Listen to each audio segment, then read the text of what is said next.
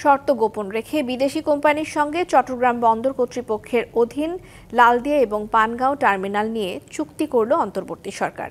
যে অস্বচ্ছ প্রক্রিয়ায় এই চুক্তিগুলো সই করা হয়েছে তা বেশ কিছু উদ্বেগের জন্ম দিয়েছে। বিদেশি কোম্পানির সঙ্গে দীর্ঘমেয়াদী চুক্তি করতে অন্তর্বর্তী সরকারের এখতিয়ার নিয়েও প্রশ্ন তুলেছে শ্রমিক সংগঠনগুলো।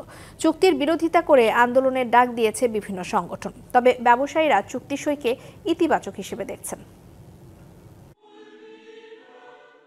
বন্দরের সক্ষমতা ৪৪% পর্যন্ত বাড়ানো এবং দ্বিগুণ বড় জাহাজ ভেড়ানোর সুযোগ তৈরি করে চট্টগ্রাম বন্দরের লালদিয়ার চরে কন্টেইনার টার্মিনাল নির্মাণের চুক্তি হলো। এর মধ্য দিয়ে বাংলাদেশের ইতিহাসে প্রথম কোনো বন্দরের গুরুত্বপূর্ণ কোনো অবকাঠামো বিদেশি প্রতিষ্ঠানের কাছে দীর্ঘমেয়াদে লিজ দেওয়া হয়েছে। ডেনমার্কের এপিএম টার্মিনালস প্রায় ৬,৭০০ কোটি টাকা বিনিয়োগ করবে।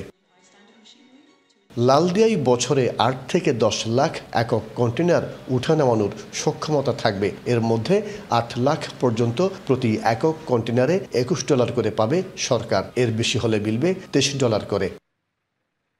পানগাঁও টার্মিনালে প্রায় $৪ কোটি বা প্রায় ৪৯০ কোটি টাকা বিনিয়োগ করবে ম্যাডলক। বছরে ১,৬০,০০০ একক কন্টেইনার হ্যান্ডলিং হবে। প্রতি একক কন্টেইনার থেকে $২৫০ করে পাবে সরকার।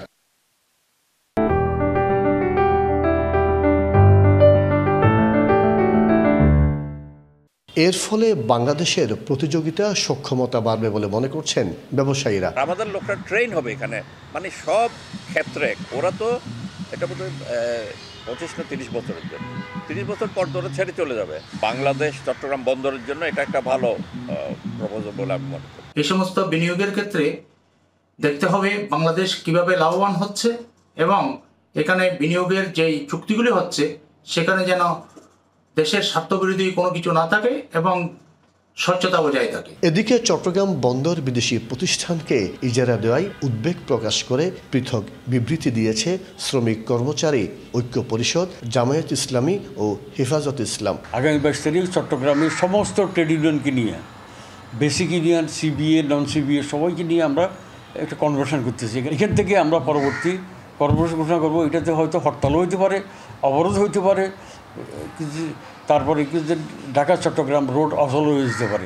লালদিয়া কন্টেইনার টার্মিনাল নির্মাণ এবং ৩০ বছরের জন্য পরিচালনার দায়িত্ব পেয়েছে এপিএম টার্মিনালস। অন্যদিকে ২২ বছরের জন্য পানগাঁও নৌ টার্মিনাল পরিচালনা করবে সুইজারল্যান্ডের ম্যাডলক এসএ। মাসুদুল হক, ডিবিসি নিউজ, চট্টগ্রাম।